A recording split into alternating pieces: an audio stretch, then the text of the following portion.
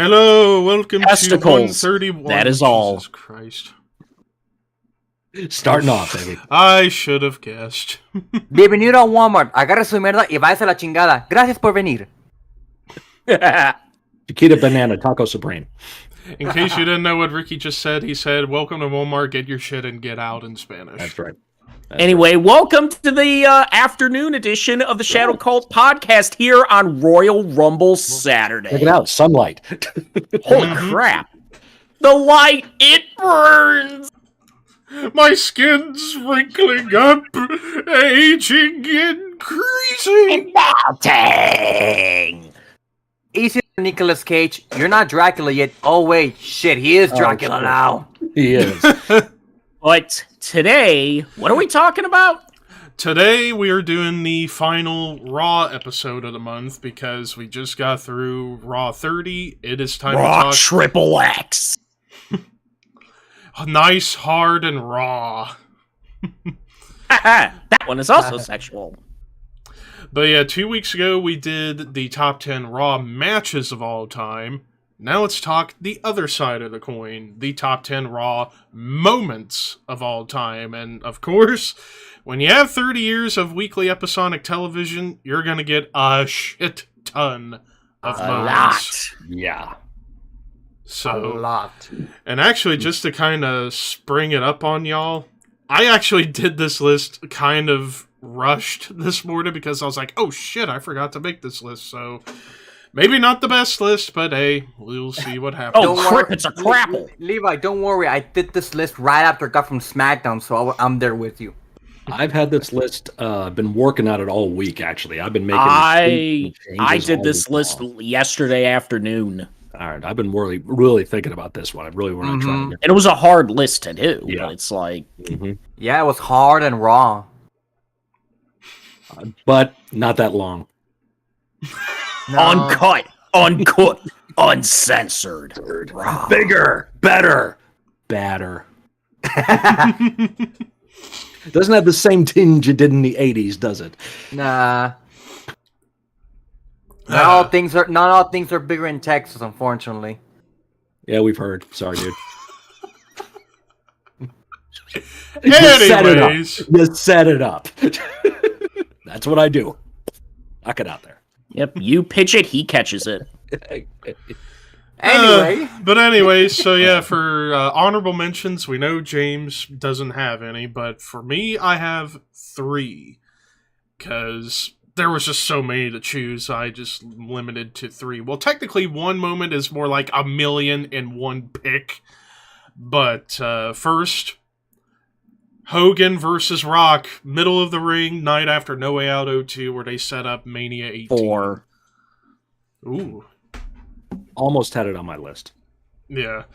The next one, the epic Dolph Ziggler cash-in the night after Mania 29. It's in my list. That's on mine, too. Because And you then- were there. And then finally, this is cheating, but this is my list, and I don't give a shit. Anything involving Austin and McMahon in the fall of 98. The concrete Corvette, the bedpan incident, the fucking Zamboni, the Bang 316, that whole stretch. Holding him hostage in the locker room. Yeah. That entire episode, the night after Judgment Day, was fucking entertaining as hell. Yeah. Yeah. Built up so well. Mm-hmm. And kudos to the guy who blew the air horn at the same time Austin grabs him and he goes, and like as soon as like Ready, like set, perfect go! timing. Perfect timing. Yeah, so kudos. Happy little accidents. And knowing Vince, it was probably real piss. Yeah, yeah. Probably. Oh, yeah. Because Vince Goddamn had hell. no problem back in the day making an ass out of himself. Still doesn't. Okay, I'm gonna drink a lot of water, and I'm gonna piss myself in the middle of the ring for real. It's gonna be great shit. And some shit came out too. But anyways, Scott. All right, I have 4 honorable mentions. Because again, this was a tough list to make. Now, I had some criteria for myself to make this list. Number 1, I have no memorial services on here because those aren't moments; those are, you know, wide range episodes. So I didn't put anything like that on there. Number 2, Each one of my top 10 focuses on one superstar, and they only show up once on the list, so I don't duplicate anybody. Best I can. So doing the honorable mentions, this is where it got tough. My first honorable mention, 3 simple words that set up more business than he could have ever thought. Brett screwed Brett. That quote right there, between the interview with JR and Vince, where Vince thought he was going to come out as the babyface. Perception, pal. Yeah, that was the beginning of the Mr. McMahon character starting to evolve. I regret to say I tried to do this, but I just couldn't do it. I don't have any women's moments on my top 10. I was trying to, but they just didn't get to that same level. And that's on the women, that's on The Office for not putting them in that position. But I have 2 spots for the ladies on my honorable mentions. Number 1, Lita beating Stephanie, first time main eventing Raw, women main eventing Raw. Huge moment for women on wrestling on television. So that was a big step up there for that division. The other, Becky, Ronda, and Charlotte get arrested leading up to WrestleMania. A segment that you would have seen a ton of time in the Attitude Era, but that would have been something only for the guys. Austin, Foley, Triple H, Rock, Taker, Kane. Those guys would have been involved in that. You got to see that, and it helped add a little bit more to make their match at WrestleMania even bigger.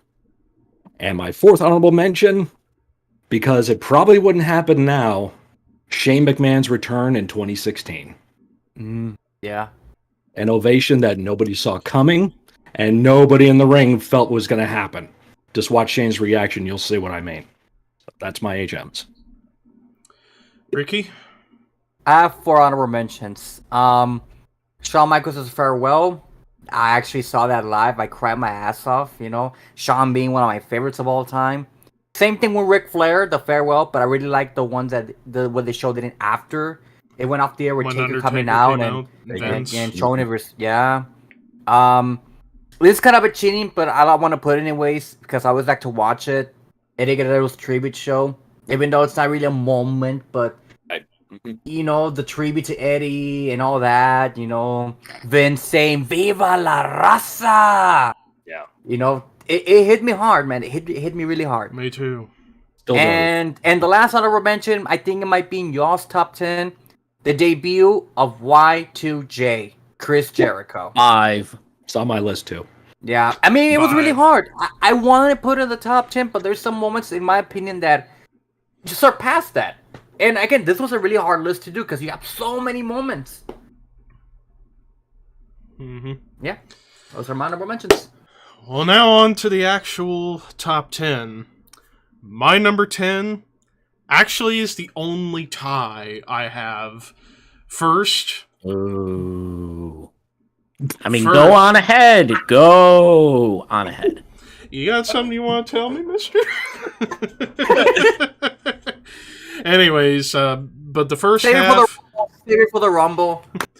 But the first half, the DX presidential parody speech was still one of the funniest things in all of wrestling. Watch your fucking mouth. Oh, jeez, fuck me. God damn it. Fuck. I did not sleep with that young intern. As a matter of fact, I was up all night. I mean, we will not say shit, fuck, goddamn, Jesus Christ, or any other sexual or racial slurs. Shit! Put your fucking mouth. Well, fuck me. I'm just imagining the guys. The funny thing about that is that was a legit letter from the USA Network. Yeah. I was about to bring that up. Yeah, like they were threatening to take Raw off the air, and then they read the letter and they just turned it against them. And USA Network called. Oh my God, you guys, you motherfuckers, that was good. Okay, do whatever you want. Shit. Do whatever you want. We don't care. Just do what you gotta do. So it was like, finally, they got USA Network's approval to do whatever the hell they wanted. And it just had to taken their whole strategy and blown it up in their faces. And kudos to China for not breaking kayfabe. I'm pretty sure she must have been like, don't fucking laugh. She did smile a little bit, but never laughed. She was to be like, I wonder how many takes that took. My question too. We talked about like the special stuff that's hidden. When we buy WWE soon, all the stuff we're gonna have access to. That's got to be one too. Behind the scenes outtakes of that, or just die. I'd say like probably like 5 times. You gotta be serious, at China. least. I'm pretty sure the first you gotta 2. sit there, you gotta stand, and you can't make any emotion. Don't sell shit. But the second half of the tie, just 4 words. Pillman got a gun. Pillman got a gun. I mean, it's one of the biggest, definitely, arguably the most controversial moment in Raw history, but still one of the best, because holy fucking shit. One of the greatest promo quotes in the history of the business. Steve is a dead man walking, because when Austin 316 meets Pillman 9mm Glock, I will blast his sorry ass straight to hell. It was like, damn, Brian. Austin still owes Brian Jr. a kiddie pool. Yeah. That's true. Yeah. Because Brian Jr. keeps mentioning, like, yeah, during that segment, he destroyed my kiddie pool. Yeah.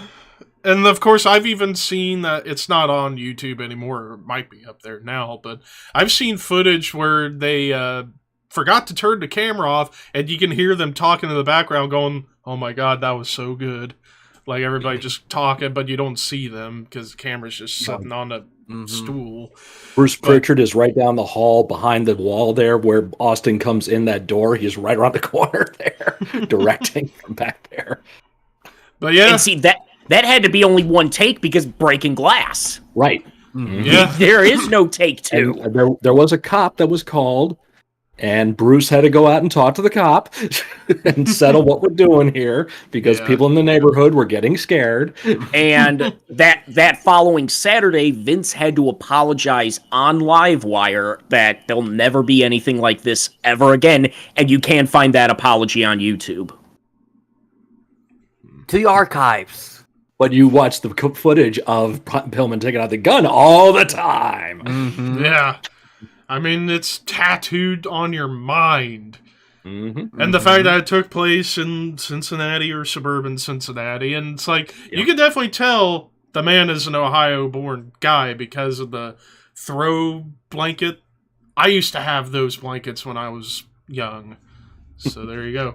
But yeah, those are my number 10s, the DX presidential parody and Pillman got a gun. Ricky. My number 10 is one of the most recent in my memory for the longest time to this day. When I watch it, I feel uncomfortable at times, but I think it did its job. Nexus invades Raw. Wade Barrett, Brian David Otunga, Skip Sheffield, known as Ryback. Every guys from the Nexus coming up to Raw, destroying the ring. Choking Justin Roberts wasn't the greatest idea. Hitting Jerry Lawler, hitting Michael Cole. Yeah, that's too violent for wrestling. Yeah, destroying everything. And I remember watching that live, and I was like, what the fuck is this? And I like the story Wade Barrett says when he did an interview, I think it was Cultaholic, I don't remember, about how Vince, or I think it was Bruce or Michael Hayes said, just tear the fucking ring. Tear it up. It probably had to have been Michael Hayes. Because I don't even think Bruce was in the company at that point. No, Bruce was in TNA at the time. Yeah, at that point, I figured. And that scene of coming up to Cena, attacking Punk, I think Luke Gallows was still there. Yep. Attacking the referee, the timekeeper, Justin Roberts, Michael Cole, Jerry Lawler, I think even Matt Stryker. Everybody. It felt weird. And then the night after, the next night, they all left. When the Nexus came out, they were like, no, we're out of this. We're not going to be here before they fucking tear the thing again. And just everything, the impact these guys had on their first night on Raw. You know, that happened on my 19th birthday, June 7th, 2010. Mm. And then, of course, Daniel Bryan got fired because Justin Roberts. Temporarily. Yeah, just for a couple months. It was just to get the heat off, and then they brought him back. And I still find it funny that David Otunga, well, now with Wade Barrett, are the only ones left from that original Nexus group in WWE. In some capacity, yeah. One way or another, yeah. And then they all became Retribution. The Core. Sorry. The Core. The Core with 2 R's. It was the same gimmick. It was the same thing, just people in outfits. Well, guess what? Yeah. We're forming a group called the Apple. With double A. Thanks a lot, Heath Slater. Anyways, Scott. All right, and one more criteria I forgot about my list. Everything on my list pretty much is a career-defining moment for each one of these people. Because number 10, it's time to play the game. Triple H returns. 7. Yep. The big build-up after the quad tear. Everything about this was to set him up as a babyface, show him going to the surgery, showing Stephanie, getting emotional about him going into surgery, the rehab, the physical therapy. Remember they would show footage of him eating in a restaurant by himself, trying to build sympathy and stuff. And it's like, all right, he's coming back as a babyface. That's inevitable. And then we get to that Raw. They show that bumper before they go to commercial, and it got that reaction. They're back. Boom. First note hits. That crowd explodes. And one of the biggest reactions for him, definitely as a babyface, and led to him getting that match with Jericho, which went on last at WrestleMania that year. And we knew the babyface run wasn't going to last long, but still, at that point, it made total sense to do it, and it was a big move for him. So, Triple H returns, my number 10. And in Madison Square Garden. James. My number 10 is for the historical purpose of it, is the first real big Raw moment ever. May 17th, 1993, The Kid upsetting Razor Ramon. 4. Yeah. Because at that point, when you see Big Star versus Jobber, 9 out of 10 times the Big Star wins, and if they lose, it's through chicanery, bullshit, or whatever. The Kid beats him clean. 1, 2, 3 with the moonsault off the top rope, and it was one of those big freaking career-defining moments for Sean Waltman. That's the match that put him on the map. And that's what kept him in the company the next few years. And then eventually came back and had a bigger run. Yep. But just a huge moment there. The first real anything can happen moment in Raw history. All right, my number 9, we get another DX moment, probably the most important DX moment, and that's the invasion of WCW. 7. I mean, the whole thing was ridiculous, but it was fucking great. And then actually arriving at the Norfolk Scope with WCW with a tank. wrestling. With Let the our people go! Let our my people go! Yoo-hoo! Yoo-hoo! POWCW. And like talking to the people outside, and they were all just going for it. It was fucking great. Anything Depending on who you DX. talk to. Yeah.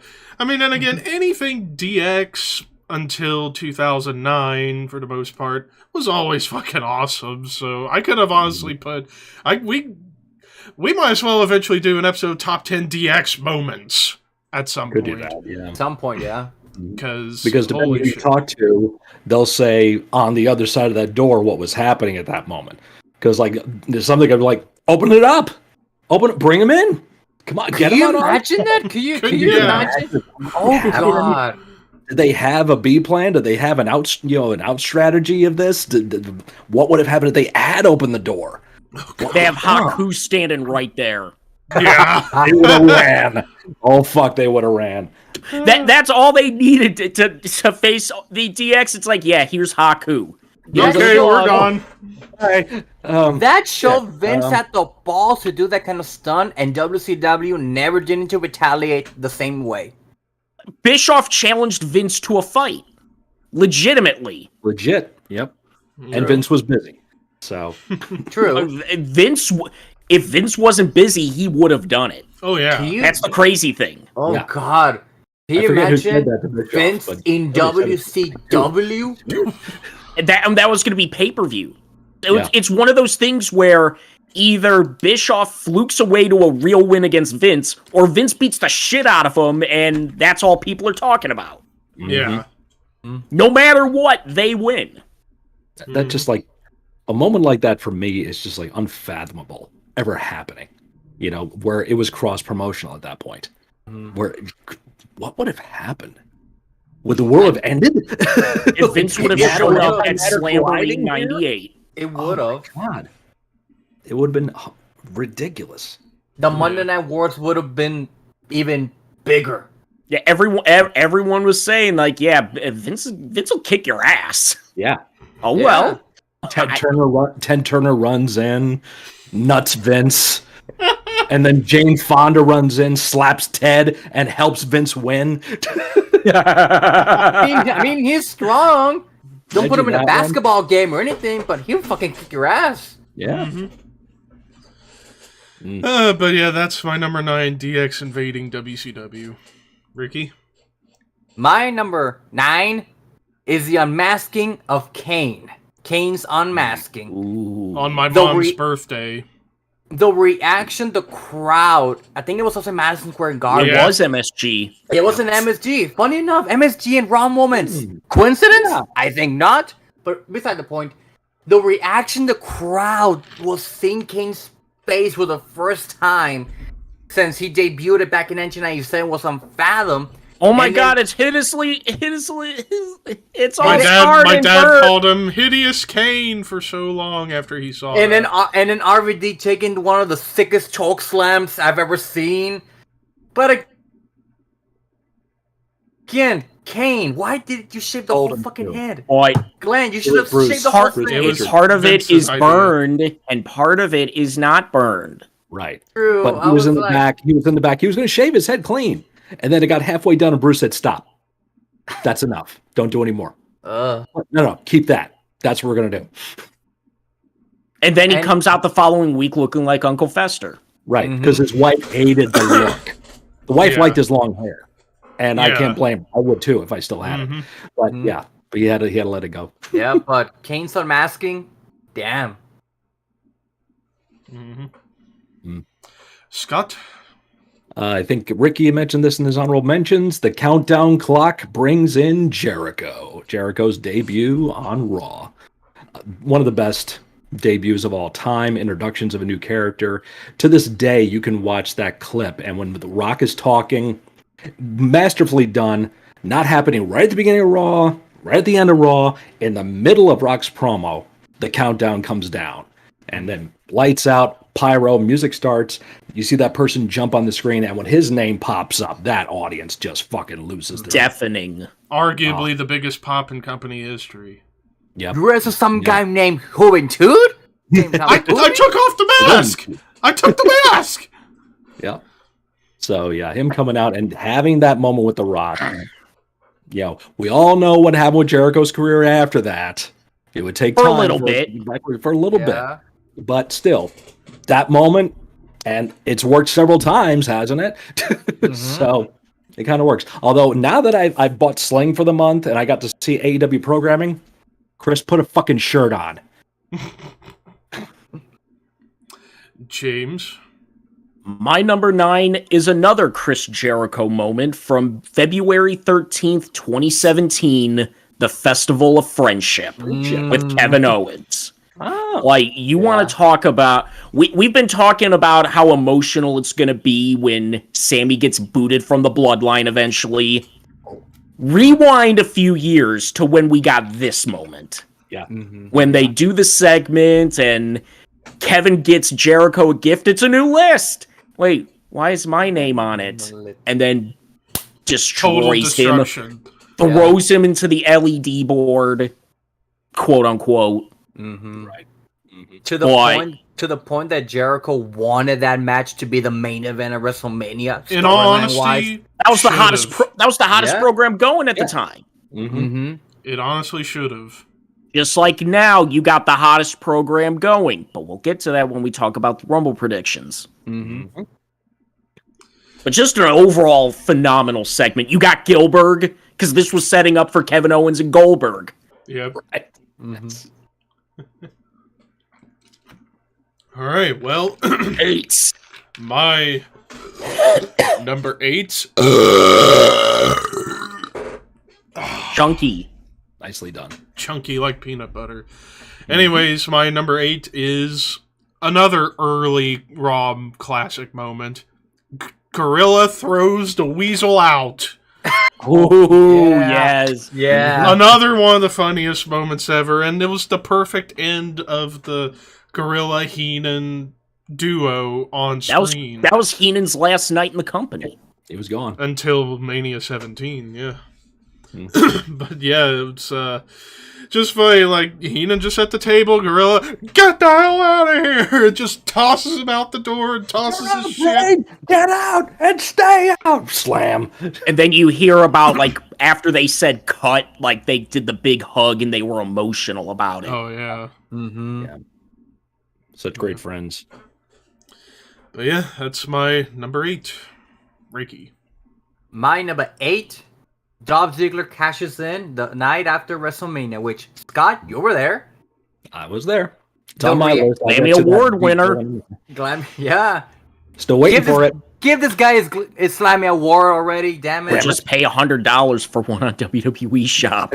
I could probably just do that. Yeah, but I mean, after Del Rio defeated Swagger, everyone was booing Del Rio, and then Ziggler pops in, the crowd went nuts.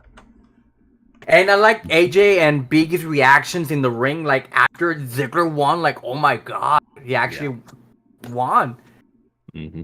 And of course, we all thought it was gonna be a babyface turn. Of course, he was a heel. And then Extreme Rules, when really Del Rio started beating the crap out of Ziggler, when he became a babyface. Ziggler. Yeah, so- that title reign was garbage, but not his fault. Swagger. Yeah. Yeah. Mm-hmm. Yeah, but you know, just for the reaction, cashing in the night after WrestleMania, everything just fit together. Scott. All right. My number 8 is a tie. Just waiting for a boo. Boo. I But it's a thought tie. James would boo. Because he Yeah, booed that's what I me was waiting earlier. That's what I was waiting for. But it's There's a a tie. difference. There you go. Old guy. He's not going to boo the old guy. I respect my elders. So thank you very much. Wait, no, that's fine. It's a tie. It's one person having two moments. Because as I said, my list, career defining, and this person made two statements that were very short but highly emotional on both sides of the spectrum. I'm talking about Roman Reigns. The first line is, "I'm in remission, y'all." Yeah. To this day, I watch that and I get choked up. And I was crying when he freaking made the announcement when it happened in in real time. So that moment right there, fuck TV, fuck kayfabe, fuck storylines. That was emotion. That was a point where everyone was worried about the man, Joe, not Roman Reigns. Mm-hmm. That was a huge moment for him. And on the other side of the spectrum, a line so simple that it caused a lot of hate, anger, and aggression. "This is my yard now." Oh, Yeah. Night after WrestleMania 33. Mhm. oh Yeah. god. It took, what, 5 minutes for him to say that? Didn't say a Shut damn the thing. fuck up. Yep. Shut just- the fuck up. And that was more proof that he was so fucking over. Because what do we you all know this, and everyone out there knows that when they're making no fucking noise, nobody cares. If they're making you stop and you talk just because you can incite them just by making this motion that you're about to say something, they're yours. And that's all he had to say. So Oh, yes, away. career defining Go. number 8. Because guess Away. what? It is his yard now. His island. His island of relevancy. So yeah, that's my number 8. James. My number 8, 4 simple words. This is your life. Oh, yes. Mm, The Rock, This Is Your Life from September 27th, 1999. The highest rated segment, not match, but the highest rated segment in the history of Raw. It went long. really long. To the point, and it was one of those things, back in the early days of the internet with wrestling, people hated this segment. Yep. But it is one of the most entertaining segments going back and watching because it's the Rock and Sock Connection. They're the tag team champions. They're friends now. Mankind's trying to impress The Rock, and This Is Your Life brings out a teacher, an old girlfriend, a coach, and then brings out some entertainment, and it's Yerple the Clown and a happy birthday cake. And by the way, Rock's birthday's May 2nd, you dumb son of a bitch. But Mr. Rocco, the matching jackets. You smell what the sock is cooking? Just great stuff. And it's a long segment, especially back then. Yeah. People want to complain about, what happened on Raw 30 with Sammy and the and we'll talk about that. Yeah, we'll get to that talk later. about- Yeah, come on. But this was the height of the Attitude Era right here. Mm-hmm. Just great shit. Good The shit. Rock and Mick Foley. Yeah. Magic. All right, my number 7. Brock Lesnar returns the night after Mania 28. Right when Cena was coming out. Expected it, but who gives a shit? Fucking crowd went ape shit over it. Yeah, Cena expecting The Rock. Out comes Brock. Shake hands. F5. And there you go. He's back. Yeah, because, right after Brock's tenure with the UFC ended rather badly, not any fault of his own. Diverticulitis. Mhm. Yeah. Because I still honestly think had he not gotten sick, I think he still would have been in UFC up to this point. I'll be honest, but I digress. But it was cool to see him Maybe come would have back. gotten bored with it. Maybe. But yeah, just coming in and beating up John Cena. Granted, the momentum got squashed later in the month at Extreme Rules, but hey, I think he's doing all right now. So I mean, he only ended the Undertaker's streak. Yeah. yeah, He only squashed yeah. Cena. yeah. He only, He only won was the another biggest wrestling Royal champion. Rumble and main evented Manias and has made a shit ton of money. Money. Drinks Coors Light, not Bud Light, because Bud Light don't pay him. And then when he's done wrestling, he goes home and has sex with his wife. And it's one of the biggest baby faces at the moment. Yeah, I'm He's a pretty sure he's done stuff. Cowboy up. He's wrestling tonight. Mm-hmm. He's gonna There come you in go. late, but Yeah. 27. no, he comes out at number 1. Why not? Again? No, Again. he comes out at like 30. 16. He comes out at 60. -3. Actually, I saw the numbers, and he's coming out at 27 and a half. Then again, Actually, you can't have half numbers or negative numbers because that is not part of the 30 numbers. Okay, Then I have to again- go. then again, knowing that it's in San Antonio, I'm gonna go on a long shot. Lesnar comes out riding in a horse. With a cowboy That would hat. be awesome. He's I holding would a love that. Or drives another tractor. Yeah, another tractor or True. Comes out at 30 and lifts the ring. And eliminates like a bull everybody. to the ring. He rides a fucking bull to the ring. Oh, Oh God. no, Man, no! it's like Mongo and Blazing Saddles. Never mind All that right. shit. Here Here comes Mongo. Here comes Lesnar. All right, Ricky, number 7. My number Don't do that, 7. he'll get angry. My number 7. Sky already mentioned and Triple H coming back after his torn quad. I am the game, and you bet your ass I'm back. Winning the Rumble, winning the Undisputed title, WrestleMania. Not said. Scott. My number 7, once again, career-defining moment because there's always a plan B. Ooh. That turns on the Shield. Yep. Which we will talk about in 2 weeks' time. Uh-huh. So there You you know, go. that right there. Another moment nobody saw coming at the time, and it was the right guy to do it because, like, if Walter was here right now, we had countless calls discussing about Roman's the face of the Shield, Dean's the fucking charisma, the talk Mouthpiece. Shield. Seth was always the guy in the back. He was Buddy Roberts of the crew because Great in the ring, great technically. Didn't have a character. Wasn't the best on the microphone yet. So he was the guy in the background. That made him stand out, and he got all those opportunities to shine and grow. And again, like we just said, I think he's doing okay now too. So, but He's second only behind Roman, and second way the fuck in front of John. Yeah. So it's like, so sorry, Dean. It's true. But I mean, you get Renee, but one of the biggest stars out there now. He's a workhorse. He's an MVP. He's one that can always strap the company on, and he'll take them wherever they need to go. So, yeah, that was a big moment for Seth, and a great moment to help drive his career and the career of so many other people that got to work with him. So, Seth turns on the Shield. James. My number 7's already been mentioned. DX invades WCW April 27th, 1998. With a Jeep, not a tank. Yeah, a Jeep. Yeah, with a tank barrel attached. Alright, my number 6. Even though I do not like this guy, but you can't ignore the impact it did make. Pipe Bomb! That's my number 6. 3. I mean... Mean Levi, we got the same one.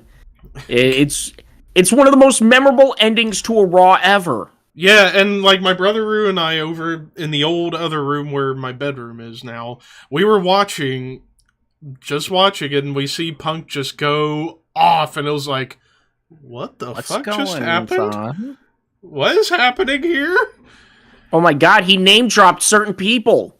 He name-dropped New Japan Pro Wrestling. Ring of Honor, Colt Cabana, and... Oops, I'm breaking the fourth wall. Now, hey, Colt Cabana, I'm gonna sue you. Wait, how you doing? Yeah. By the way, I want you to bring back the ice cream bars. Ice cream bars. Ice cream bars. Oh. But yeah, I'm it's old, like... I'm tired, I hurt, and I'm working with fucking children. But I mean, given, of course, what we know about Punk now and everything, but at the time, it made an impact because, as a result of the pipe bomb, you saw more guys similar to Punk getting opportunities that they probably would not have gotten if it wasn't for the pipe bomb. And also, it's one of the best promos in modern wrestling, still to this day. Regardless of how you feel about Punk, I fucking hate him! But still, I can't ignore it, so my number 6. Ricky? My number 6 comes from the Monday Night Raw after Royal Rumble 1998, the Austin Tyson confrontation. 1. 2. Yeah. Close to having that on my list. Yeah. WWE really needs something to boost up the ratings, and lo and behold, they got a Mike Iron fucking Tyson. And look, the brawl they had. JR's commentary to this day echoes my fucking head. Austin and Tyson! Austin and Tyson! Tyson shoving Austin and a bunch of $100 bills fly out of his suit. Yes. Yeah. But I always laugh when Tyson calls... What was it that Tyson calls Austin, James? Cold Stone Creamery? Cold Stone. But also on that same Raw, he called him a homophobic slur as well. Yes, he did. Yeah, but, you know, it's one of those moments that it's busted in my head for the longest time. I mean, how iconic is that? You know? Scott. My number 6 already been mentioned because I was there. Dolph cashes in. I mean, yeah. the TV don't give it justice. I could still hear that crowd in my head. Just because we were all waiting for it. It was just like, come on. We know he's coming. Just fucking do it. Just fucking do it. I'm here to show the world. Here we go. Everybody knew what was going to happen, and they did not care.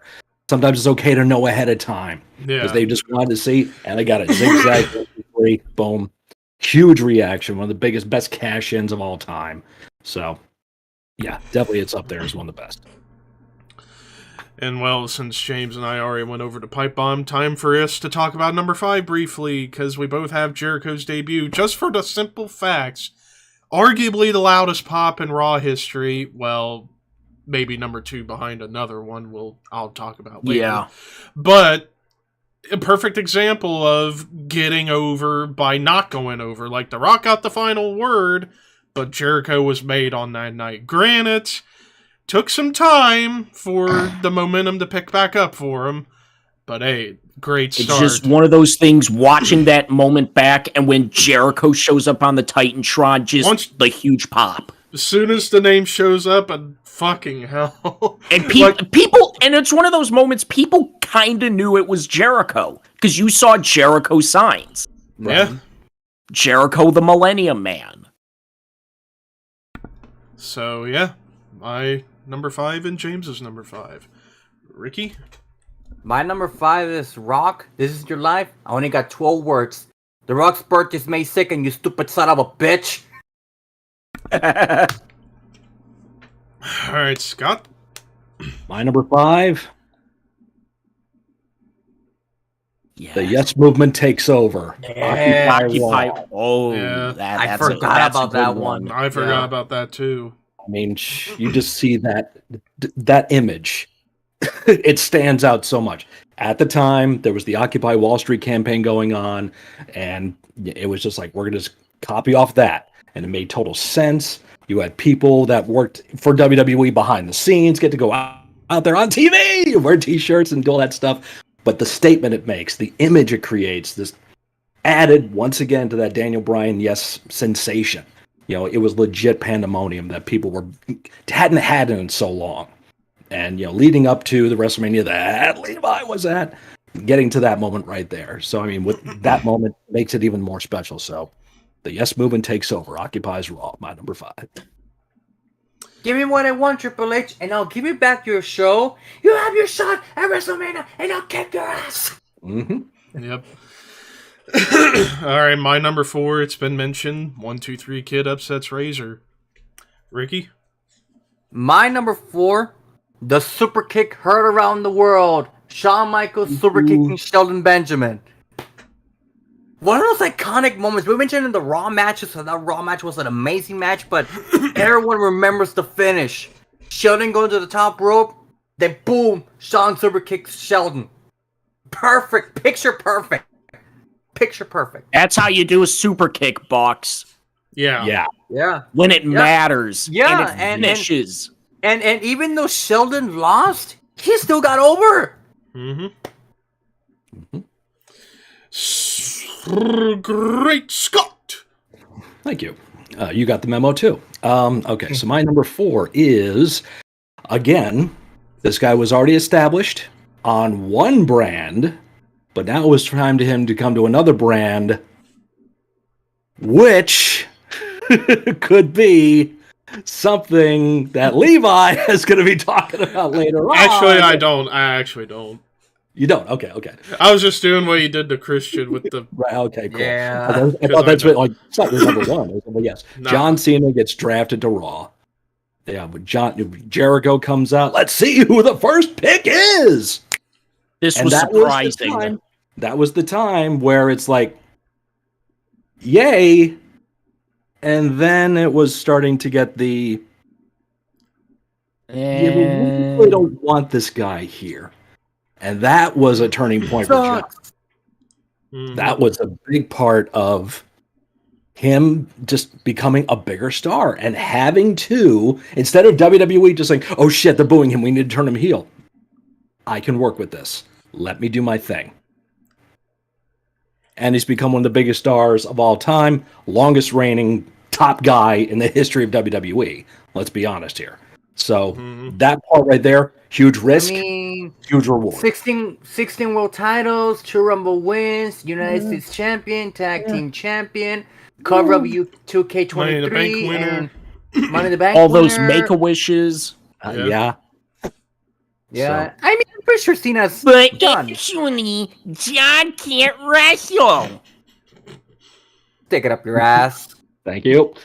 So, yes, that's my number 4. James? My number 4 has already been mentioned, but I gotta say, you've talked about headlining WrestleMania after WrestleMania after WrestleMania. Well, how about you headline one more WrestleMania with The Rock? That's one of those time stand still moments. Yeah. That confrontation, it's one of those you never thought would ever happen. A year prior, that would never have happened. But here in 02, You got it. and the crazy thing watching that back, people were starting to chant for Hogan as well. It's like, oh shit. Yeah, people thought the fans chanting for Hogan started at Mania. It started a month earlier. And they were still chanting him even after he ran over Rock with a 16-wheeler. Yep. Yeah. But, down on his sandy ass. just The Rock Hogan, the challenge. That is one of those great, pivotal, pinnacle moments of Raw. Especially post-Attitude Era Raw, where Raw was starting to kind of... It would hit that lull. Well, now on to number 3, and I begin what I call the holy trinity of Raw moments. Because no debating, these 3 moments are the best moments in Raw history. In your opinion. We'll see about that. But number 3, Mick Foley wins the WWF title January 4th, 99. Thanks to Austin with arguably the biggest pop of all time, with Austin the Glass Shatter come out, chair shot to The Rock, and Foley wins the belt. Finally. Big Daddy-O did it! And it backfired on WCW. Yep. Wait, that's another subject for another time, but it's one of those people like to rewrite a lot about that. Yeah. But still, I mean, the pop for Austin, and then the pop for Foley. It was one continuous pop. Oh, yeah. It was just holy fucking shit. Like, continuing the Austin McMahon Rock feud, and Foley finally becoming a world champion of some sort in his career. And then the pop for when Road Dogg doing his shtick for Foley, that was a really cool touch. So yeah, my number 3. The first of the 3 Holy Trinity Raw moments. Ricky. My number 3, Pipe Bomb. That's it. Scott. Well, James alluded to one just now that almost made my list. And it was on my list for a couple of days. And then I thought, it's huge, but there's another moment associated with that that's bigger. And that's Hogan in Montreal after WrestleMania. That was a big moment. The reaction from that audience. 10 straight minutes. I mean, and him standing there legit like, me? Really? Because we know Hogan's full of shit. We know Hogan loves to pump BS up his own ass. But that's a moment where Terry Bollea stood there in amazement. And like, holy shit, they actually missed me? Yeah, motherfucker. At that point, yes, that's what they wanted. When No Way Out, when the NWO came out, Hall, Nash, Hogan, what did the crowd do? Hall, yay, Nash, yay, Hogan, back! Because that's what they wanted, and they got it there. And in a roundabout way, this started the trend that we still see all these years later. They bring back nostalgia. Why does nostalgia work? Gee, Hogan in 02. Yep. So it was like Hogan Rock, that confrontation, loved that, but I think the Hogan reaction in Montreal got over it just a little bit more. And like I said, I was only going to have one reaction per person on my list. I didn't want to duplicate, but that's why my number 3, Hogan in Montreal after Mania 18. James. My number 3? Well, hell, you can kiss my ass! September 22nd, 1997, the stunner heard around the world. The first of many, but it's this stunner, the first one, Madison Square Garden. The stunner that started the entire feud. Watch it go. Austin, he interferes in the Intercontinental title tournament match, and then Vince... Well, it was afterwards. Attacks Owen, Vince with security and whatever, and wants the best out of Austin, wants him to be safe, work within the system, do all this, and Austin agrees to work within his stupid little system and appreciates the fact that you and the World Wrestling Federation care. I also appreciate the fact that, hell, You could kiss my ass! Oh, bang! Vince takes it. Vince, one of the worst stunners ever, but one of the most historical, but the most memorable stunners. Stunner of all time. Yep. Austin is going to jail. Yep. All right, and my number 2, it's already been mentioned, Austin and Tyson. I mean, that was where the transition really took a turn even higher because, you know, it's Mike Tyson, and you got Austin. Well, if you don't understand what I'm saying, perhaps with a little sign language, so here's to ya. And then the shove, and all the money flies, and then, I want to kick your ass. I mean, again, it was You ruined it! God damn it! You ruined it! You ruined it! You ruined it! Yeah, just one more can be said that hasn't been said about this moment so many times in the past. And it's number 2 on my Holy Trinity of Raw moments. Ricky? My number 2 is probably a moment none of you guys are gonna have, and a moment that, granted, the way it went at the time, it was like the possibilities are endless. But as time went on, it really wasn't the greatest thing in the world. I now own WCW. Very good point. Yeah. Yeah, I mean, that announcement when Vince bought WCW, you thought, shit, he's gonna bring everybody back. Sting, Hogan, Who wants to see Goldberg. Sting? Who wants to see Goldberg? Who wants to see Who the Who wants to see Buff Bagwell? I mean, the announcement at first you thought, oh, he's finally gonna bring him here, and of course that didn't happen. Of course, the invasion angle with Shane owning kayfabe WCW and then ECW, and like I said, at first it sounded like a great idea, but as time went on, we knowing that they didn't get Hogan or Sting or Goldberg, the big names of WCW, you know, you kind of had to go to the undercard, which, even though the invasion angle, one of the worst angles it kind of created stars on the long run, not at the beginning. The long run. Rob Van Dam was it. Yeah, you can maybe argue the Hurricane as well, in a smaller sense. Yeah, but a platform to perform on. Yeah, but it's like Rob Van Dam was the only guy. Oh, Booker, but even with Booker, it took him to become King Booker to get anything.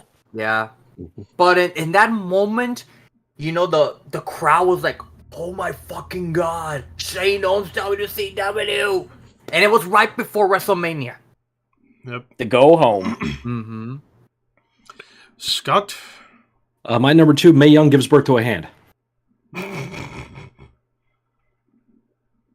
Moving on. Now, my number 2, Foley wins the title. That's my number 2 as well. Yep. Yeah, it's just my number 1.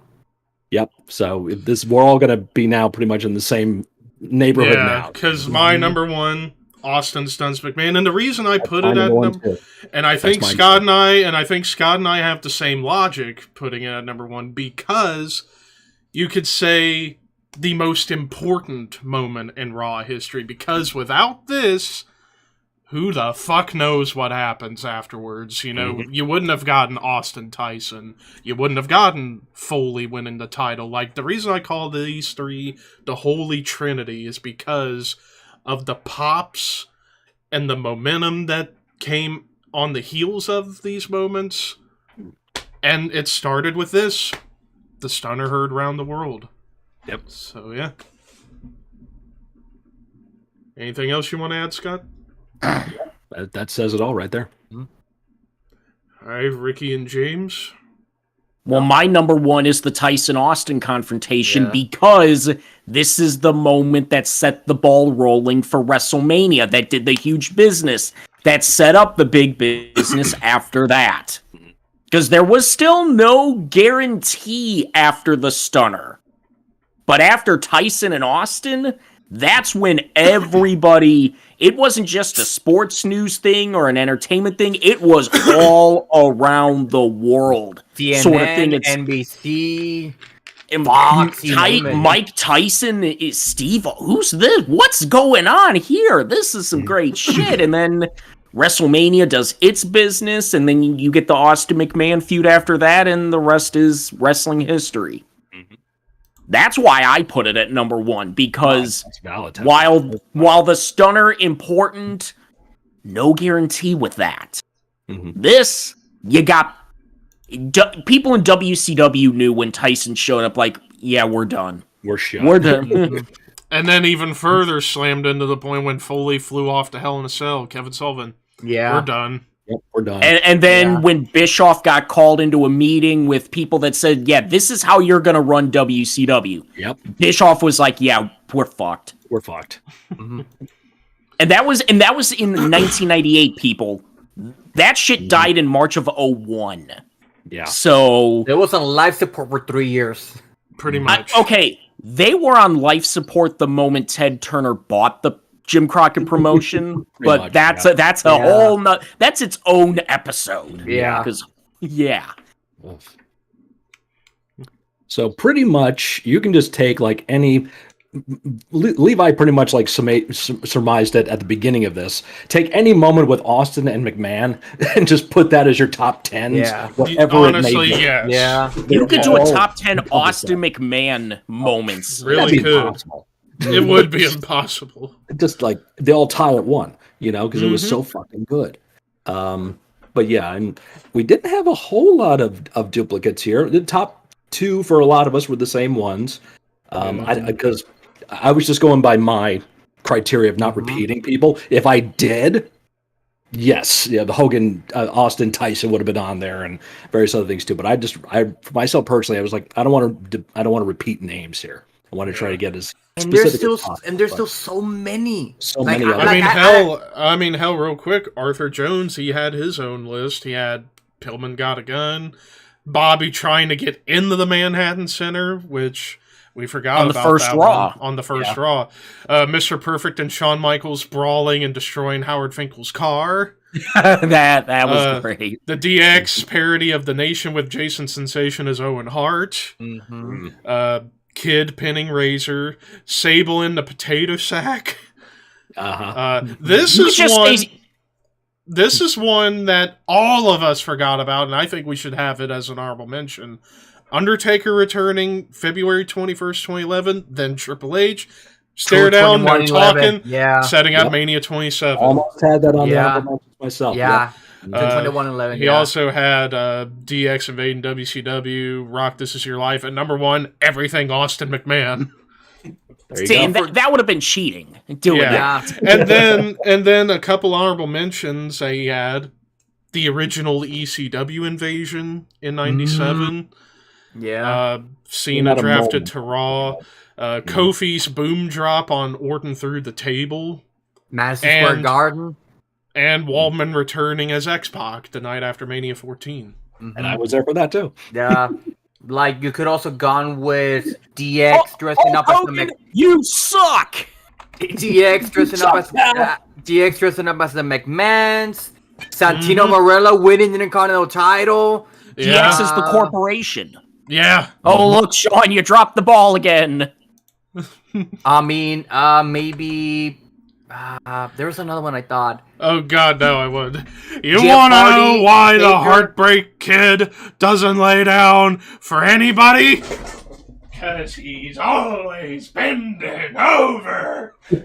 Speaking of Shawn Michaels, the Shawn parody of Hogan. Yes. Oh yeah. Yep. Cramp. Like, there's so many parodies that you could How put about on there. How about not parody? How about the Jim Cornette rants? Oh, Yeah. yes. I'm Jim Cornette. That's my That's my opinion. opinion. And Those are also, great. Humbug, I'm out of here. and also Wait a Bret minute. Hart returning to Monday Night Raw. That was a big moment. That was Triple H versus Shawn Michaels for the European title. The Rock coming back in 2011. Yes. The week before Taker and Triple H did. Man, there's so fucking many. For the Rock. Oh, That promo. Flair the night after Survivor Series. Yep. Yeah. Flair shows up. when Undertaker returned in the build-up to WrestleMania 14. Yes, With the they cut that lightning hitting the amazing- casket. Mhm. Yep. Sit up, Mark! I'm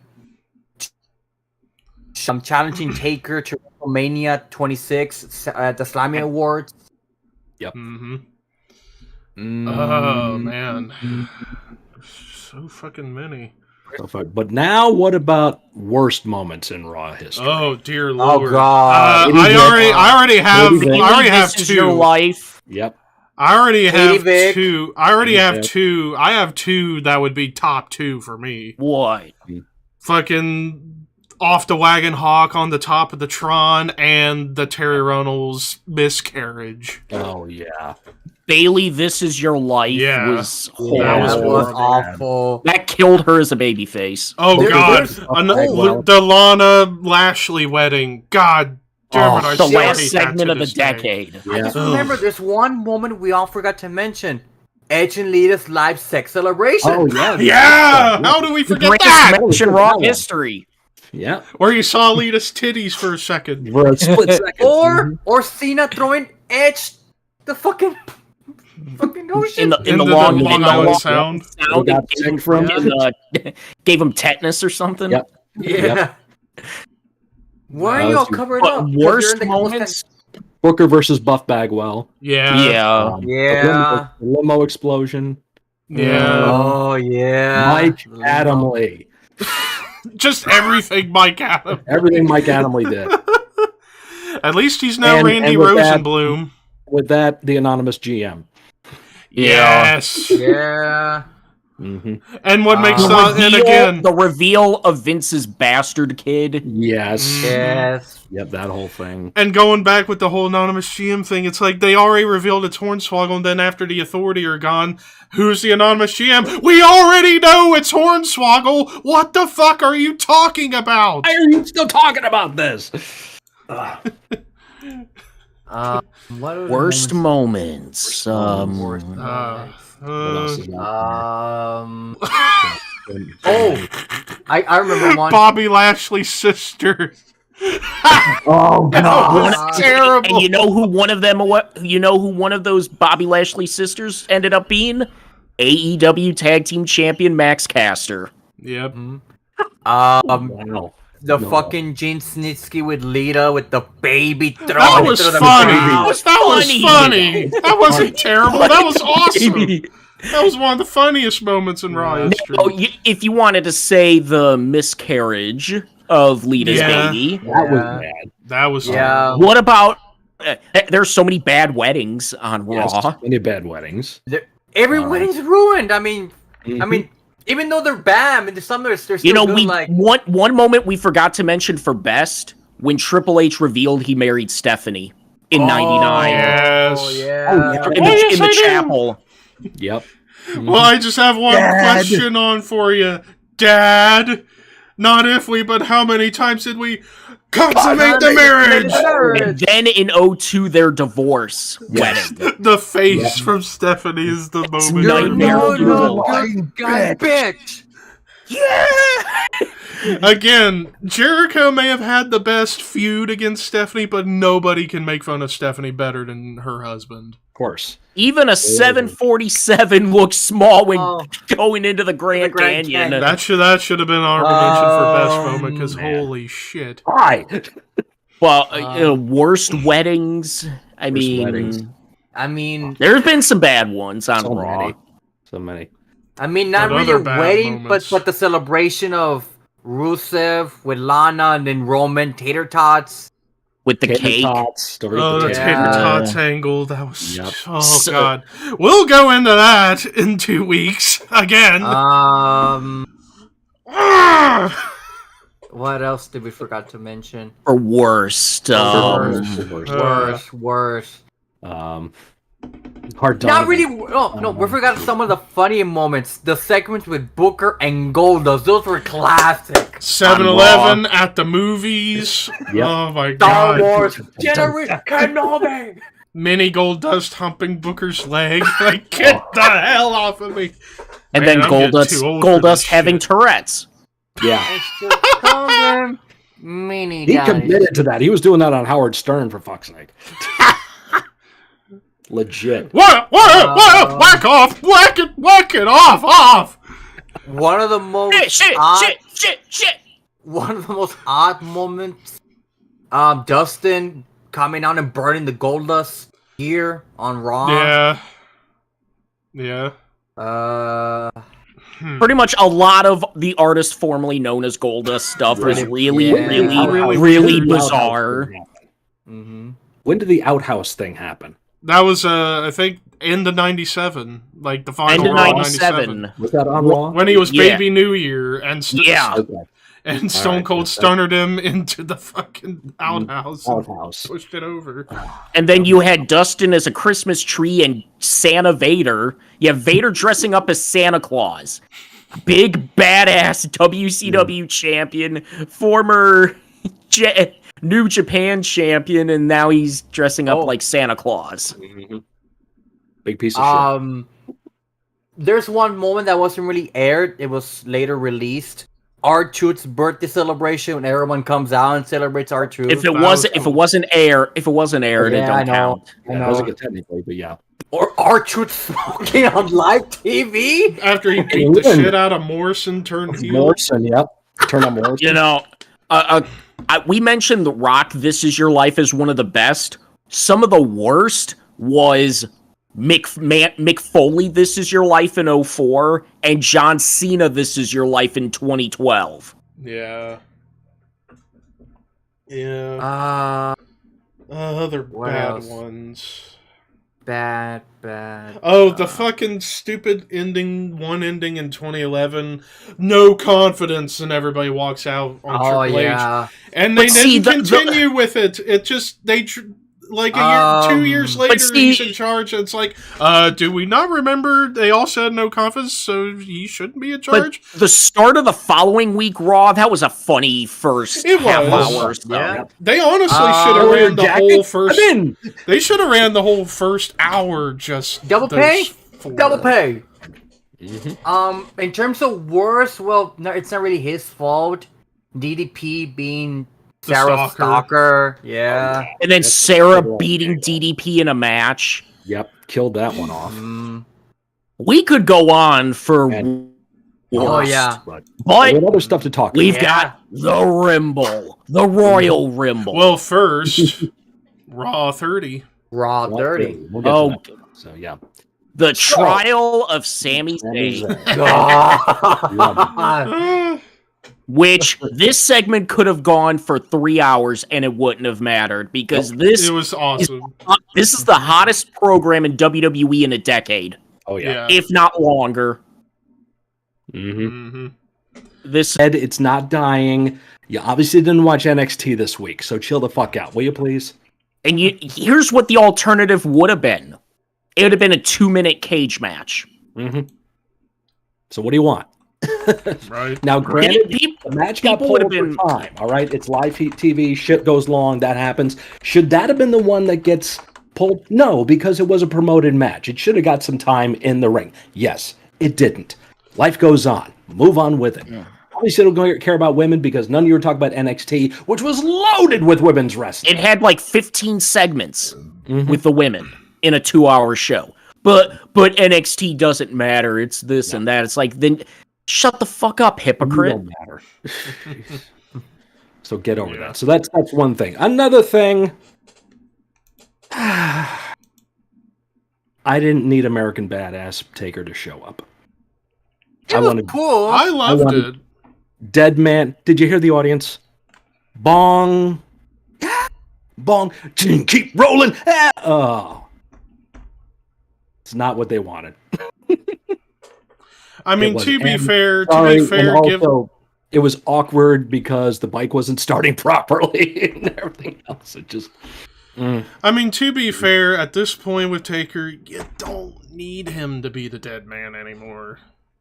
Yeah, I'd say sorry. Throw him out there and give the people what they want. That's not what that audience showed. That's not what they wanted because kind of took the air out of the room. The audience was not as hot for the rest of the show as it was that first segment and that first hour.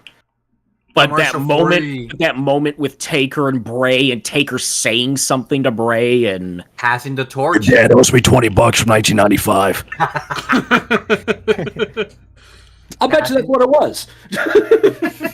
Bet you anything that's what it fucking was. Don't fuck it up, kid. Mm-hmm. Well, that's what Taker says to the people backstage about Bray. Protect this guy. And you know what's funny? Actually, I saw this on Instagram. Kind of an interesting link between Taker and LA Knight. 10 years ago, before Paul Bearer passed away, he was doing manager work for indie company in LA where LA Knight was wrestling. He was LA Knight's or Eli Drake's manager. That's awesome. Yeah. So yeah, there was a I picture. think he was the last guy he managed. Wow. Yeah. Mm-hmm. So nice little link between the two. That's very cool.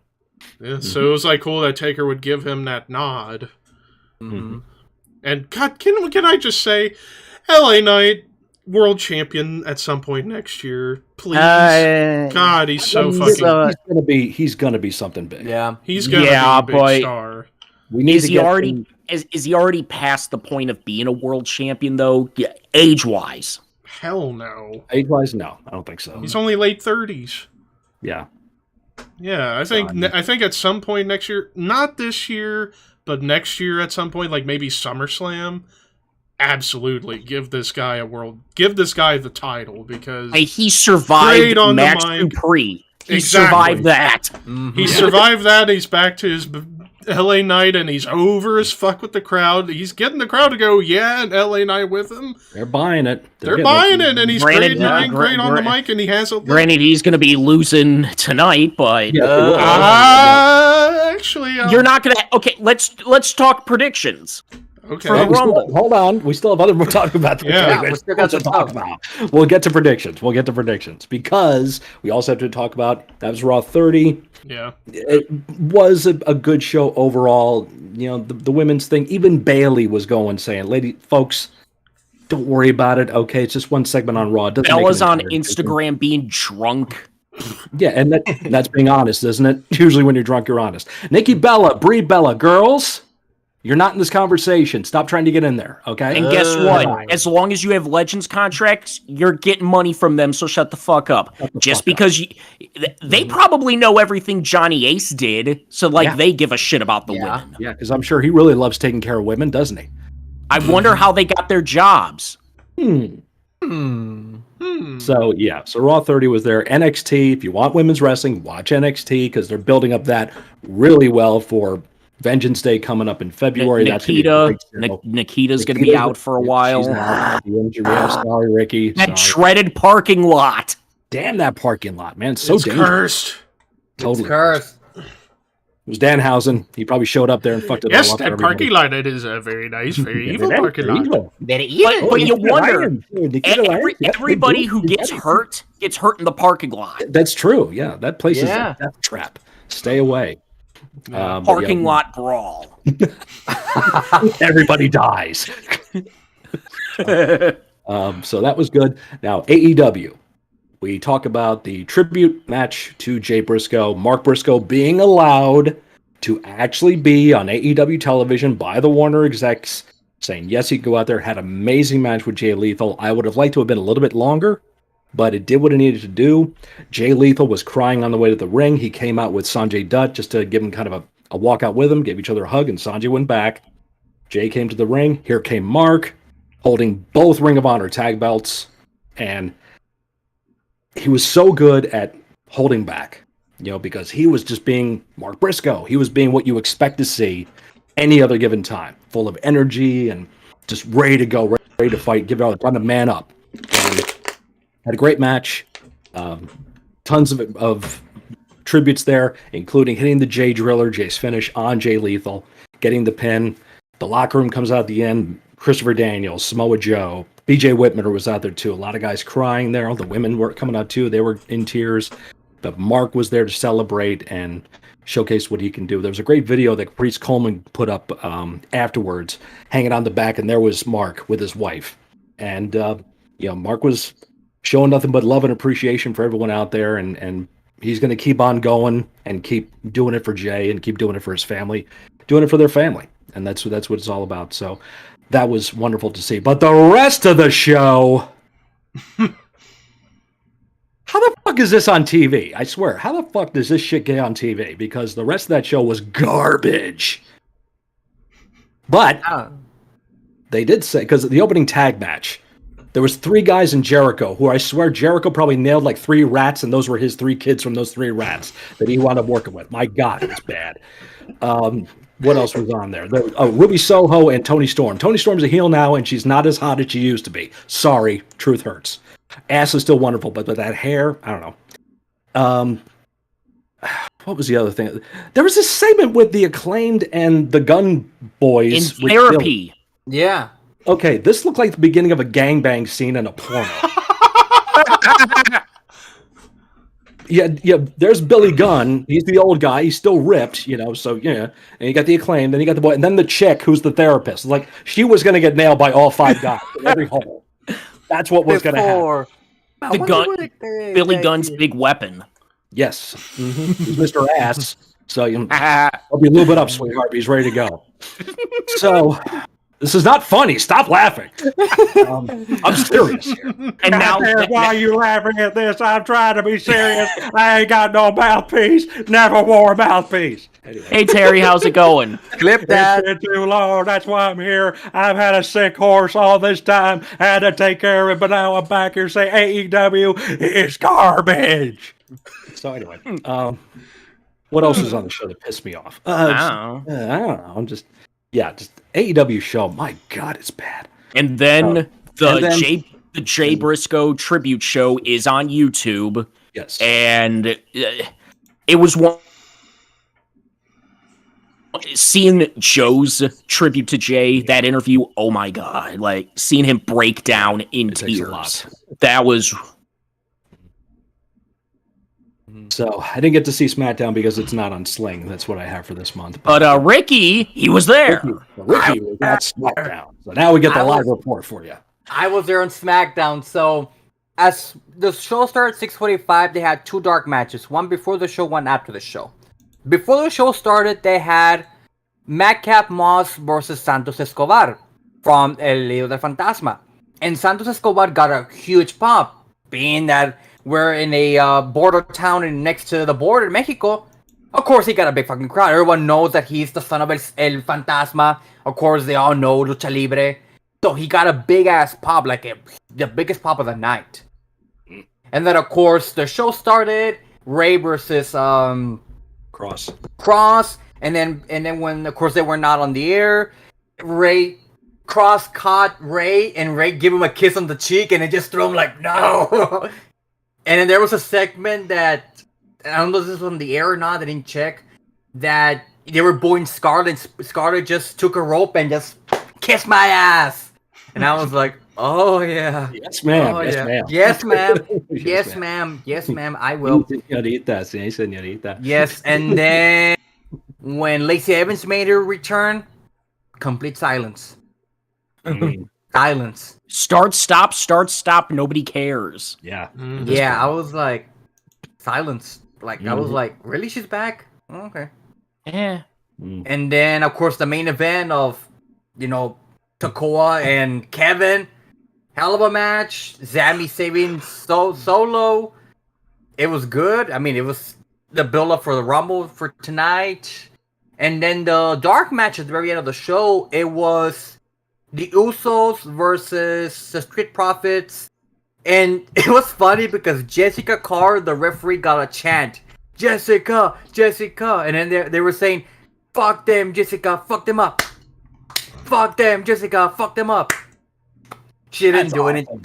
Damn, that's too bad. And then after the match, the Usos started beating up the Street Profits. KO came out, Stunner, both of them, ended the show.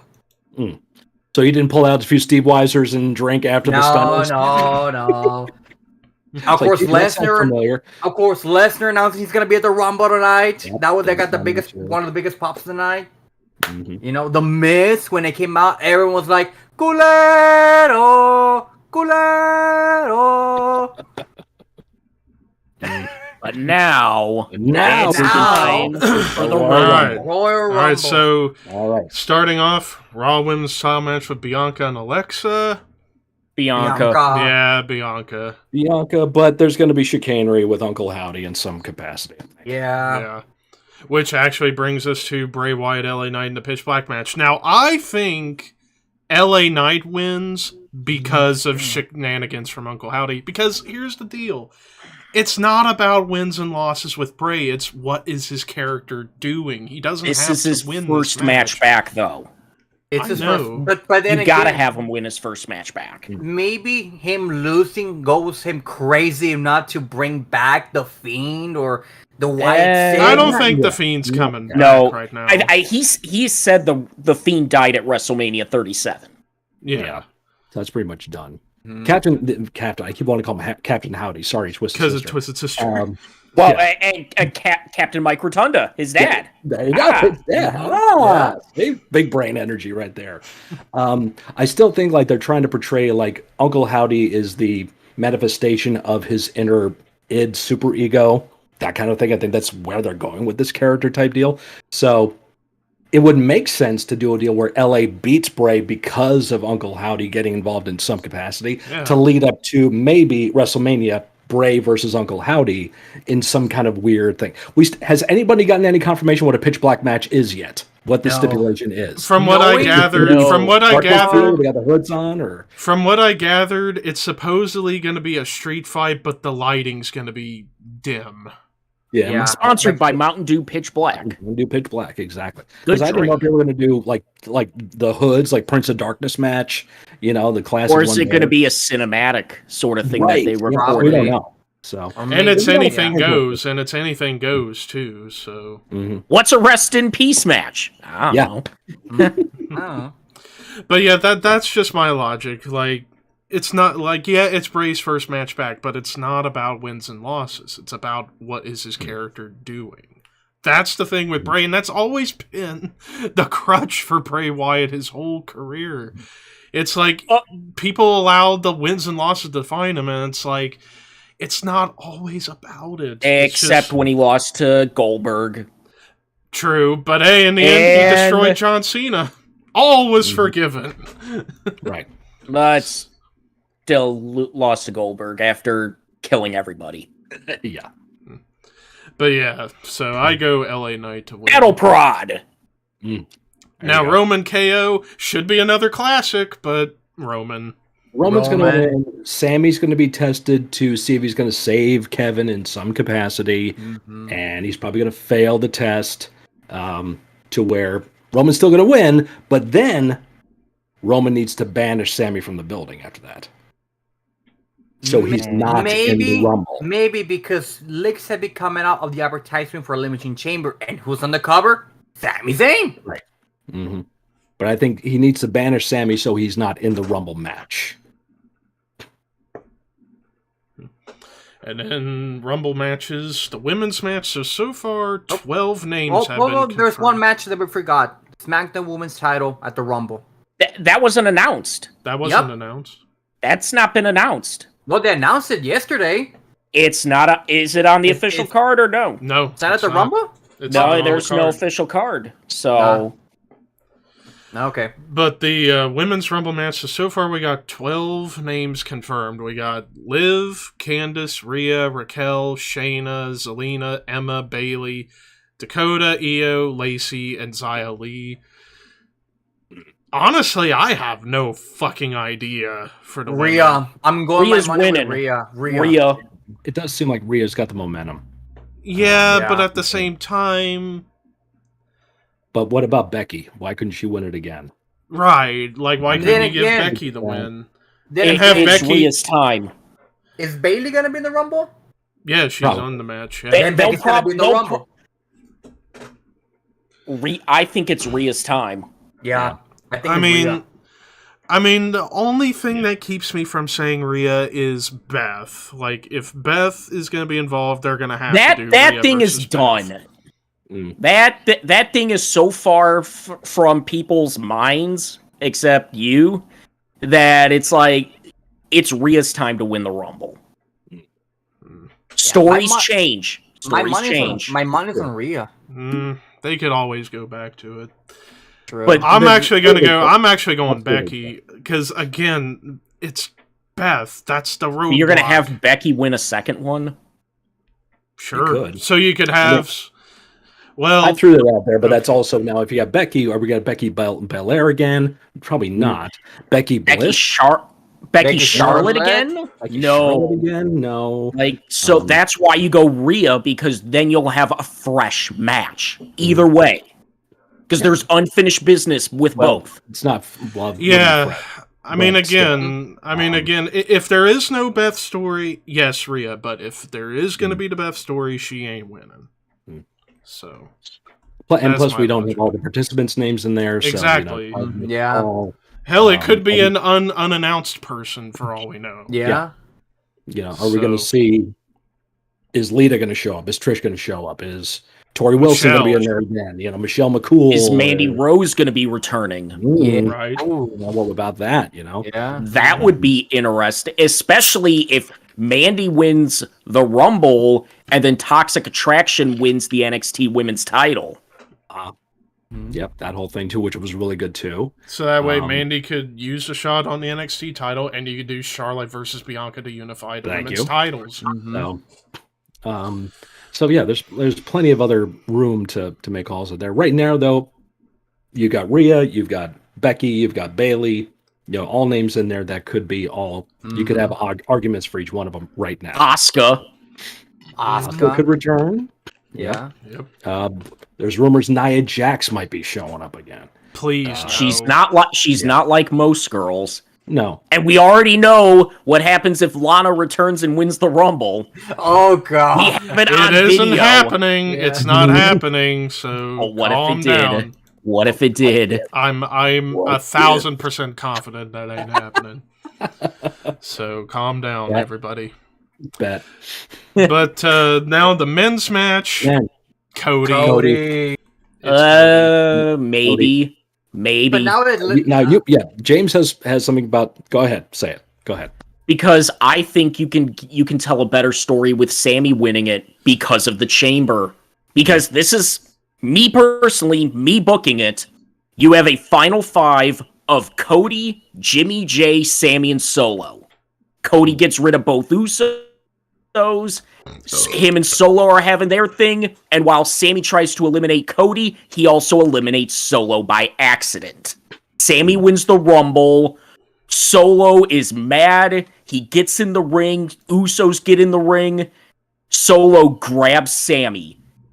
Gets the thumb ready. He's looking at Sammy, looking at the thumb, and then raises Sammy's hand. Usos lift him up, and then you get Roman on the stage, and then... Well, you can wait for that. Give Sammy his moment, and then you pull a 1990 Sting where it's like, you're gonna give up the shot. It's like, yeah, you saved us before, we let you live on one condition. You go to whoever and give up your WrestleMania shot, and then they just beat him into oblivion. He has the shot still, but he pulls strings to do it at the Elimination Chamber. And then you do an Elimination Chamber match to see who faces the champion at Mania. That Cody wins. I'm all for Cody getting to WrestleMania, but this story's the hottest story you got.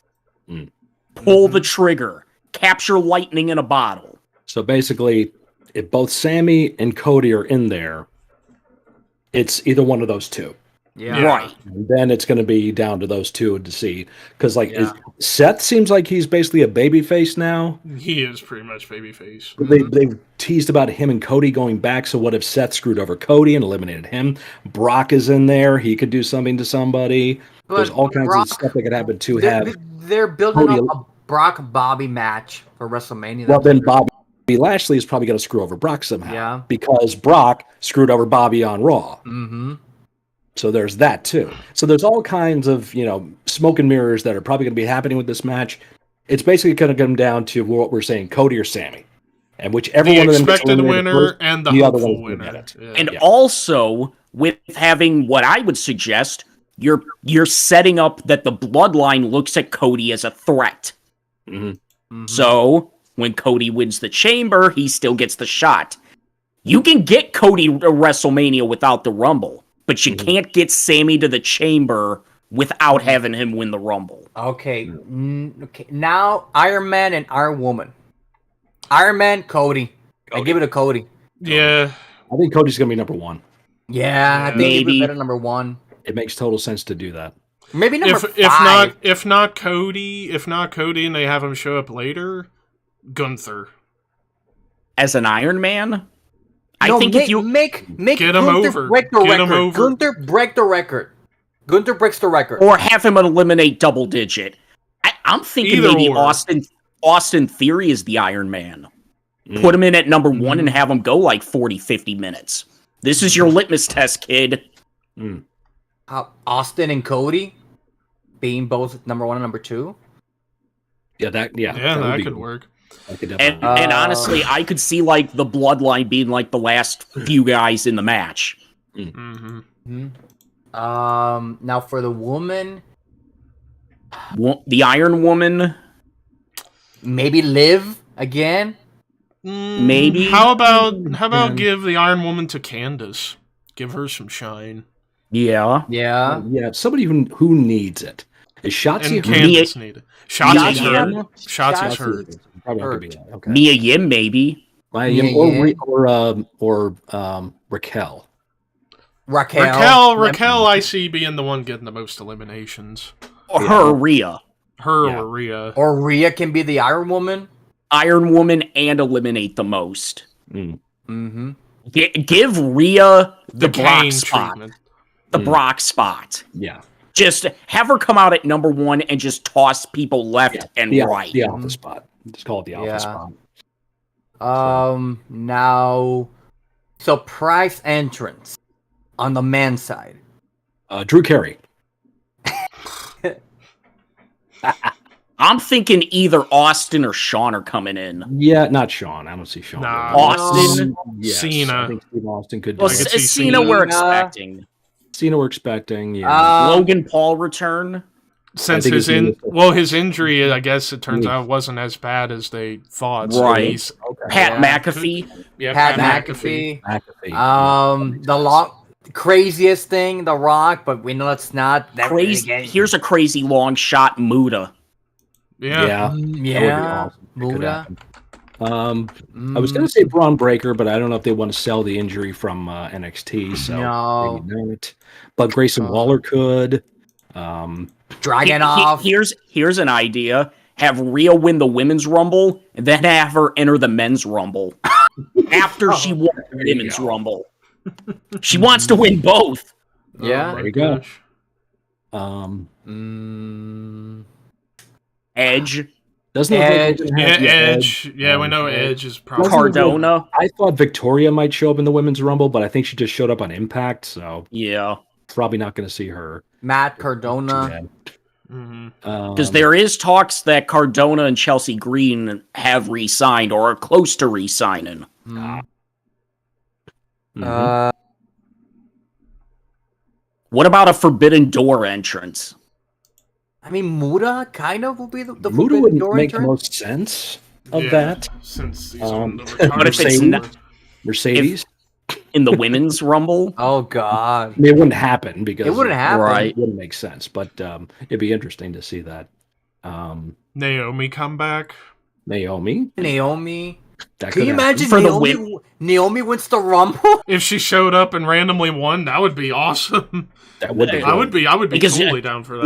like last year with Ronda, nobody saw that coming. Nope. exactly. Have Naomi come back at like 30 and And win she that joins the- rumble. She joins the Bloodline. And wins the Yep. title and takes it to the bloodline. There you There's a go. bloodline. Yep. Mm. There you But go. for a men, what Men's about some surprise? We've talked men's surprise, but what about some more women's surprises? More women surprise. Beth, probably. Yeah, we talked Maybe. about that. I mean, yeah. Who's been injured for the long time? Well, Shotzi's hurt right now. Shotzi's so- hurt. Yep. Shotzi. I would We know it expect ain't going to be a Bella. No. No. I would expect maybe a couple of NXT Cora Jade. Roxanne. Maybe Jade. Roxanne. Kelly, because she's always in the women's rumble. Yeah. She is, yeah. Yeah. Who else is Valkyrie. in there?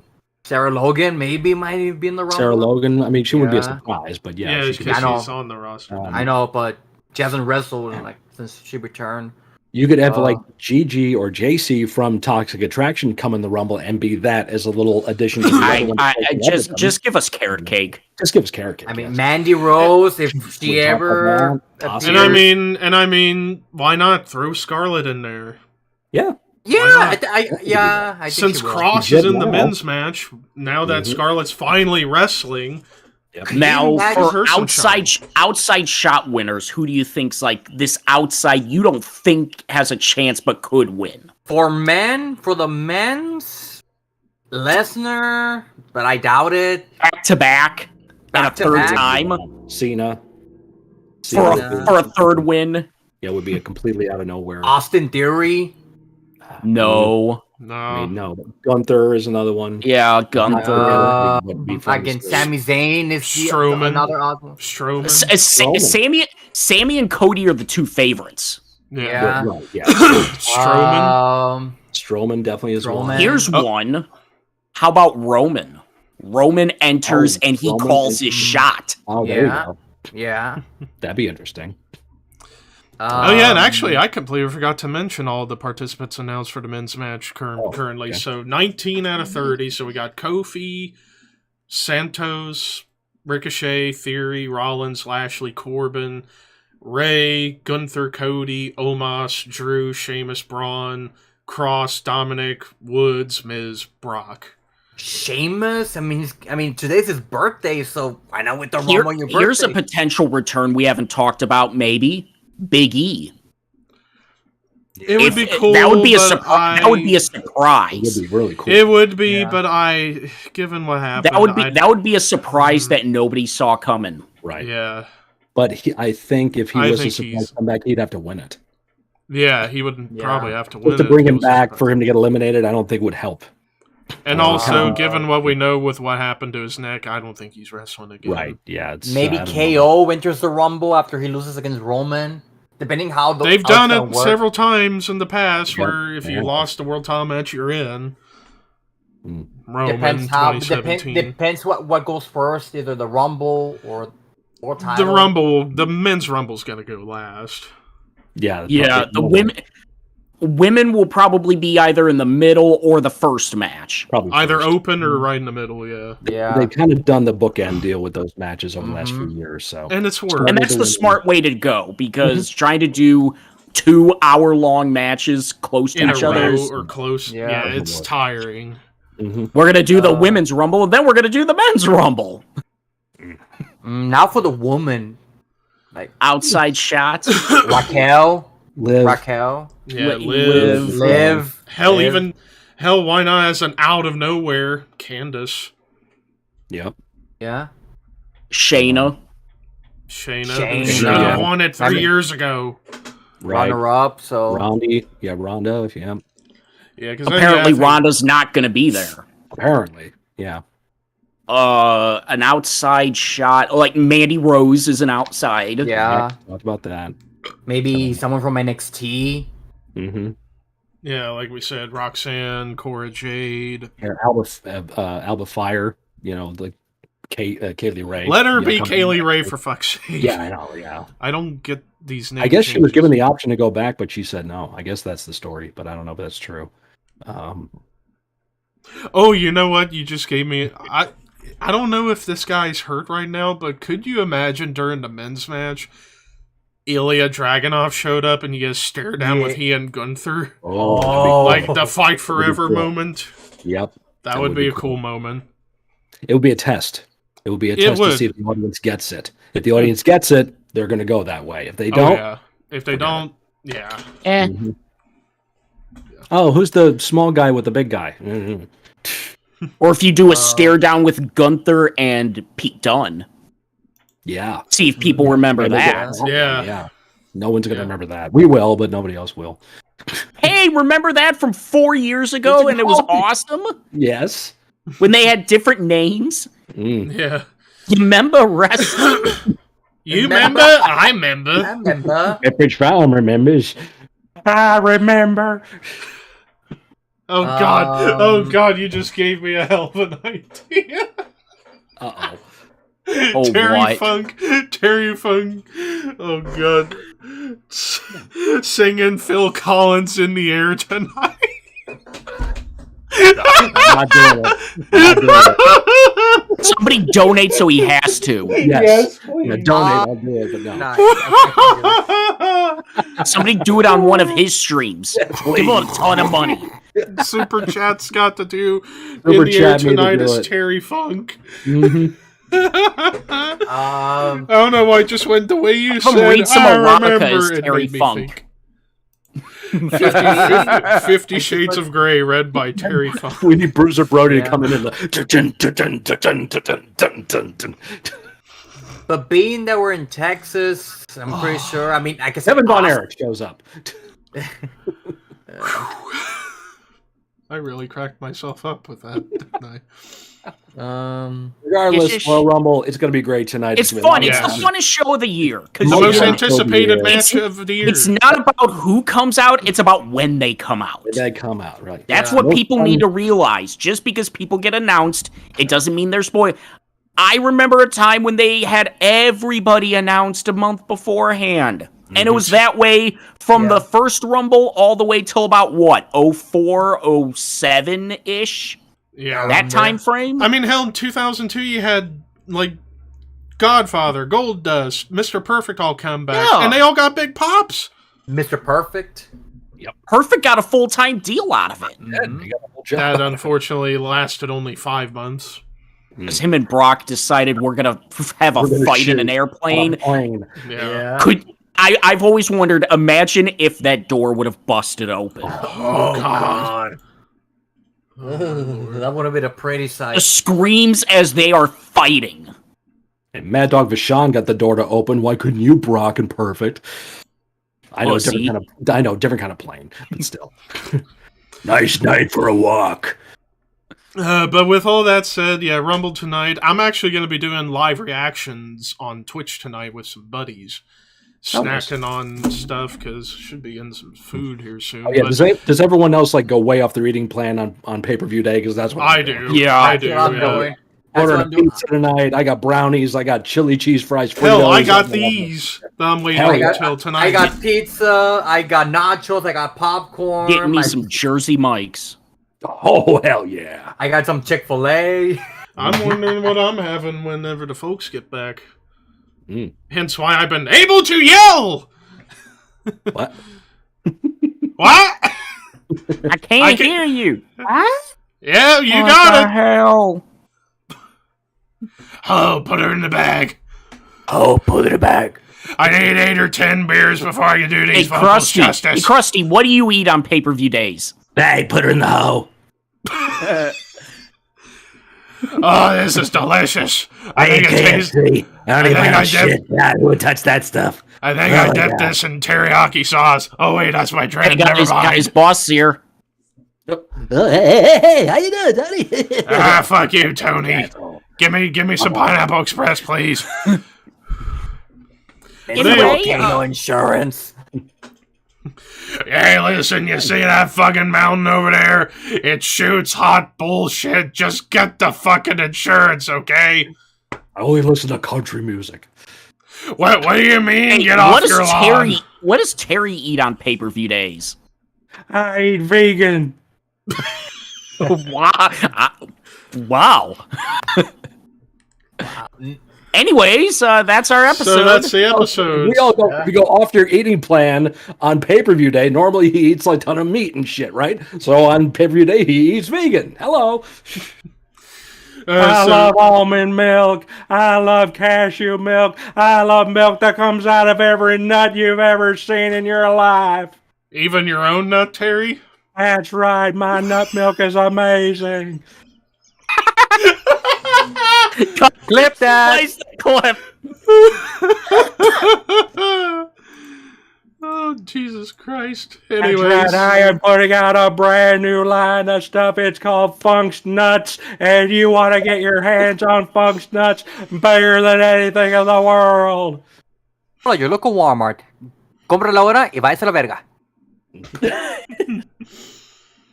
Anyway, But anyways, so, everybody enjoy the Rumble tonight. It's Enjoy the gonna be Rumble. Have a great. good time. Oh, Be it's gonna but be before we go, Don't be a fucking critic. Don't be a Looking dick. at you and you and you, not you, but you, You're especially cool. you. Not you. Fuck Uh, you, fuck you. fuck You're you, good. you're Fuck cool. you, fuck you, fuck you. I'll fuck you. I'll fuck you. And fuck you, I'm out. but Fuck this shit, I'm out. anyway, so before we go, update of the February schedule. So when we come back next week, it's Super Brawl 8. Week after that, we're going to be switching up stuff. We're going to do the rebooking of Roman Reigns from post-Shield breakup to WrestleMania 32. Week after that, No Way Out 2003, and ending February with Ron Simmons' WCW run. But real quick plug time, Ricky. You can catch me on my Instagram at Arcaraman Metal God. Catch me on my Twitter, Horrormaster18. And you can catch me on my YouTube channel, Horrormaster, which yesterday I uploaded my latest episode on the controversial album series talking about Brujerías Matando Güeros. Stay tuned for next week's video. I'm going to try to do it like a weekly series for episode 4 as I tackle Barsum's Asuka EP. So that's going to be interesting. And you can catch me on Levi's channel doing both Shadow Kvlt and the Horseman Podcast. Scott. Find me at my YouTube channel. It's Mr. Scott doing reaction videos. I just posted an unboxing video where the wife and I got to sit down and we got some shirts for each other. I'm rocking the Island of Relevancy t-shirt created by my buddy Doug Hills. So make sure you check him out on Instagram and Twitter. He's awesome. Know the guy for 20 plus years. And you also on my Twitch channel, I'm doing music on there. So stop in every week. You find me on Twitter, Instagram, and TikTok under It's Mr. Scott in different connotations. So I'm out there. Find me. Damn it. James. You can find me on my YouTube at We Are Pro Wrestling. Subscribe to me there. Follow me on Twitter at WAPW_wrestling. And follow me on Instagram at We Are Pro Wrestling _YT. And then finally, subscribe to me on YouTube, ThrashManiac99, where this morning I posted my review of an underground band called Malice Divine. Basically, if you like Dissection and At the Gates, and even a little bit of hypocrisy, you'll dig Malice Divine. Really good melodic death / black metal. Also during the week, I brought back Under the Radar, talked about a few albums, including doing the unboxing for that, Celtic Frost Dance Macabre, which I still need to get a frame for that fucking poster. But, of course... Ricky knows something. Ricky knows something. I think this came out. So... Levi, remember what you said about Lana winning the Rumble? She's in it? So apparently Priest uploaded a video that she ran into Lana in San Antonio. Doesn't mean she's gonna be in it. Wouldn't that... Hey, Levi, enjoy your member for a little while longer.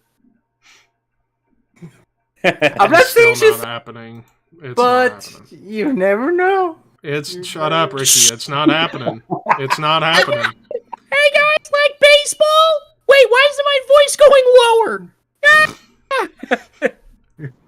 That's only if your balls are chopped, not dick. Anyways. Which you said you were gonna do. Choppy, pee. Anyways, so, of course, the typical stuff, the album reviews, Under the Radar, coming up this week. As far as next band ranking, it'll be Avenged Sevenfold sometime around early mid-February.